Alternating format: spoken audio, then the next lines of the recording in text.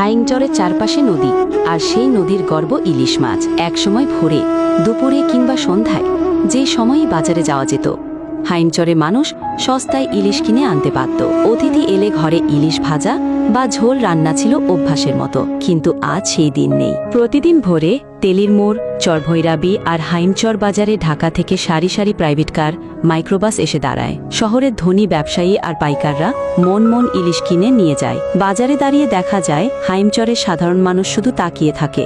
দরদাম করতে গেলে দাম আকাশ ছোঁয়া। মজিদ মাস্টার, যিনি হাইমচর সরকারি স্কুলের শিক্ষক, কয়েকদিন ধরে তার ছেলে অনুরোধ করছে, বাবা, ইলিশ ভাজা খেতে চাই। মজিদ মাস্টার বাজারে গিয়ে শুধু দীর্ঘশ্বাস ফেলে ফেরে। 1 কেজি ইলিশের দাম তার একদিনের বেতনের প্রায় অর্ধেক। সে ভাবে, নিজ গ্রামে জন্মে নদীর তীরে থেকে যদি ইলিশ না খেতে পারে, তবে হাইমচরের মানুষই বা কি পেল। শুধু মজিদ মাস্টার নন, এলাকার অন্য চাকুরিজীবী, দিনমজুর, এমনকি মাঝারি আয়ের পরিবারগুলো এখন ইলিশ কেনার স্বপ্ন দেখে। বাজারের চেহারা পাল্টে গেছে। ইলিশ মাছ এখন হাইমচরের জন্য নয়, বরং ঢাকার ধনী গ্রাহকদের জন্য।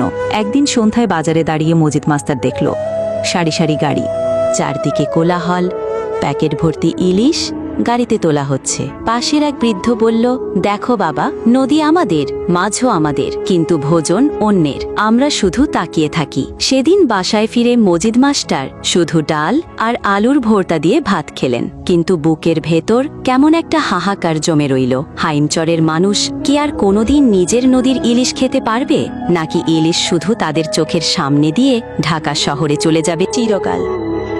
ভিডিওটি ভালো লাগলে শেয়ার করে দিবেন।